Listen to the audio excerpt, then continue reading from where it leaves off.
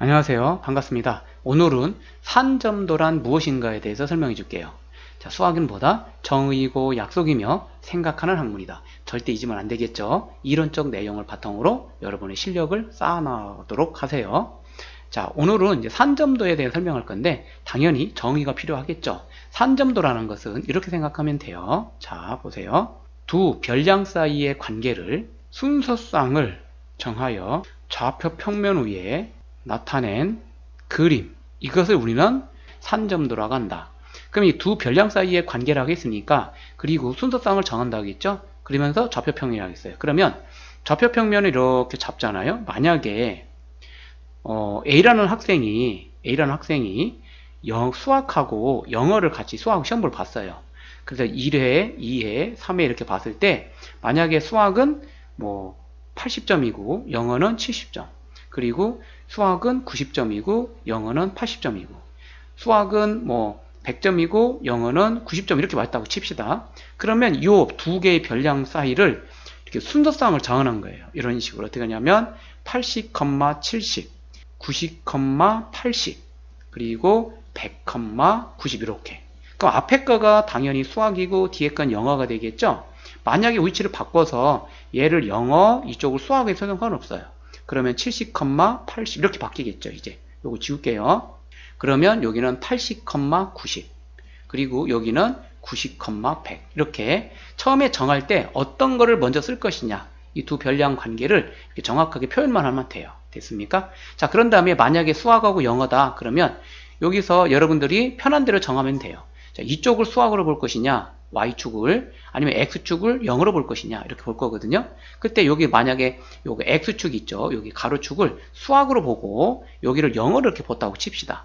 그러면 80, 70이니까 만약에 수학 점수가 80점 여기고 그 다음 영어 점수가 70점 여기라고 하면 이렇게 해서 이렇게 나타내겠죠. 순서쌍을 정해서 좌표 평면에 나타내는 거니까 이렇게 나타내는 그림이야. 점으로 나타내는 거죠. 이렇게 됐어요? 자, 그 다음에 90, 80이다. 그러면 얘가 90 정도 잡으면 80은 조금 더 위에 있겠죠. 이렇게 쭉 가서 이렇게 나타내는 거. 이게 바로 이제 이렇게 나타내는 거지. 얘도 마찬가지죠. 얘가 100이라고 하면 얘가 90이라고 잡고, 그랬을 때 이렇게 나타내가지고 나타내는 거. 이것이 바로 요 순서쌍으로 갖다 놓은 거야. 이것을 우리는 산점도라고 불러요. 알겠죠? 그리고 밑에 거를 만약에 표현하겠다. 그러면 여기가 이제 밑에가 만약에 이제 영어하고 수학이잖아요. 그럼 얘가 이제 영어로 바꿔. 그리고 여기를 수학으로 바꾸고. 알겠죠? 자, 그러면 영어가 70점이고 그 다음에 수학이 80점이잖아요. 그럼 영어가 70점이니까 밑에 정도 찍겠죠. 밑에 70점. 그리고 수학이 80점이니까 이렇게 찍어주겠죠. 이런 식으로. 이해가 갔죠? 그러니까 이 축을 뭐 어떻게 잡느냐에 따라 위치가 바뀌기도 하고 이렇게 좌표 순서쌍을 또 바꿔도 되고요. 알겠습니까? 그러니까 처음에 정하는 게 중요한 거야. 그렇게 해서 어쨌든 순서쌍을 잡은 다음에 좌표 평면 위에 점으로 나타낸 그림이야. 그걸 우리는 산점도다라고 하는 거예요. 알겠죠? 자, 이것이 산점도의 전부예요. 아주 간단하죠? 여러분들 지난 시간부터 오늘까지 배운 이 통계 부분은 되게 쉬워요. 알겠죠? 특히나 지난번에 배웠던 어제라기보다는 어제 촬영했고, 어제 촬영이 이제 분산과 표준 편차인데, 이 부분은 여러분들 계산하는 데 시간이 좀 걸릴 뿐이지 복잡하고 그런 건 없을 거예요. 그쵸? 자, 오늘은 산점도는 이렇게 더 간단해요. 됐죠? 자, 교과서 문제 가지고 확인해 봅시다. 자, 페이지는 229쪽이고요. 교과서는 천재교과서가 되겠습니다. 자, 예제 문제예요. 다음은 어느 거리의 한 지점에서 1분 동안 그 지점을 통과하는 차량의 수와 평균 통과 속력을 12회에 걸쳐 조사하여 나타낸 표이다. 횟수 1부터 12회죠? 12번을 이제 조사했다는 거죠. 먼저 차량의 수, 그 다음에 평균 통과 속력 해가지고 두 개가 있죠. 이게 이제 바로 두 개의 별량이야. 알겠죠? 이 관계를 표로 그리겠다는, 이렇게 좌표 평면에 이런 식으로. 됐죠? 자, 이렇게 해서 쭉 봤어요. 1회 때는 차량 대수가 54대고 평균 속력은 25래요. 2회 때는 44대고 평균 속력이 36. 3회 때는 32대고 그 다음 평균 속력이 52. 차량 대수가, 지나가는 차량 대수가 줄어들면 어떻게 되고 있어요? 속력도 같이 커지고 있죠. 반대로. 그쵸? 속력은 높아지고 있잖아. 맞아요? 그러다가 차량 다수가 또 다시 높아지니까 평균 속력이 점점 줄고 있죠. 이렇게. 이해가 갔죠? 그럴 수밖에 없죠. 차가 많으면 속도를 낼 수가 없을 테니까. 요거 이해 갔죠? 그런 걸 그렇게 보면 돼요. 표가 그렇게 보는 거야.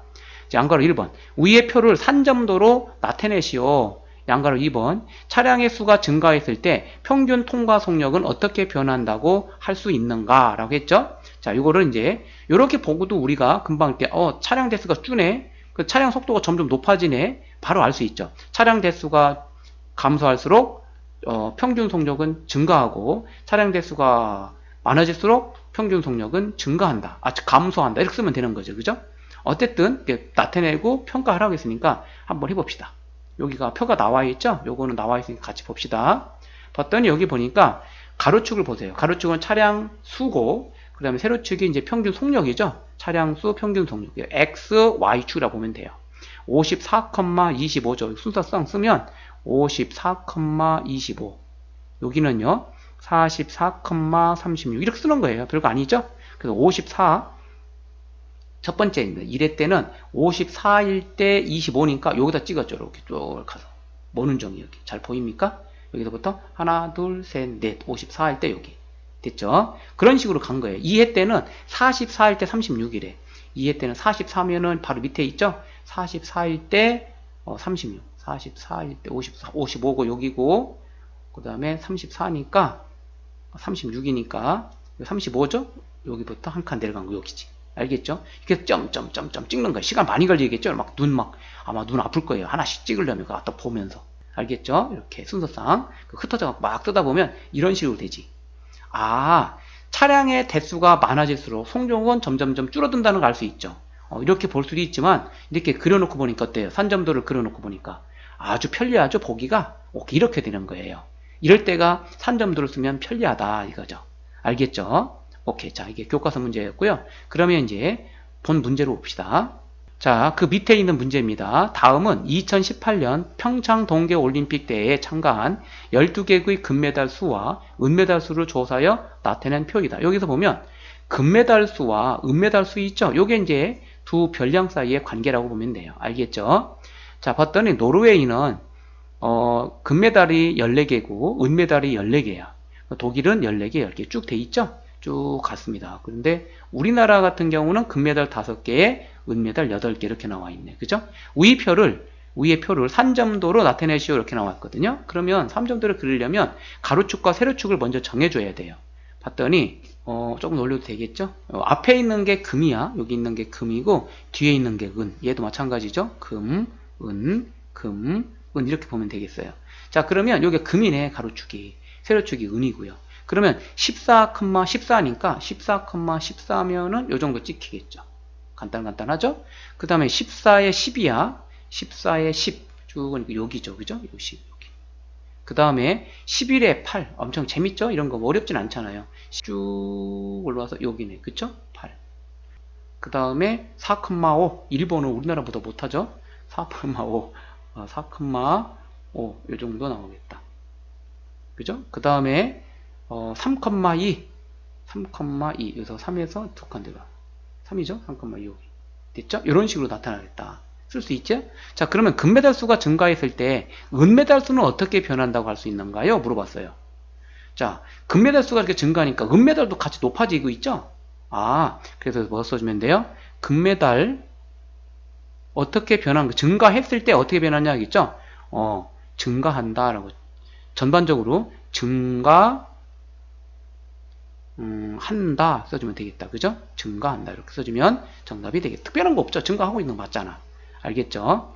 자, 이렇게 해서 이제 교과서 문제까지 됐고요. 오늘 수업은 모두 끝내도록 하겠습니다. 수고했습니다.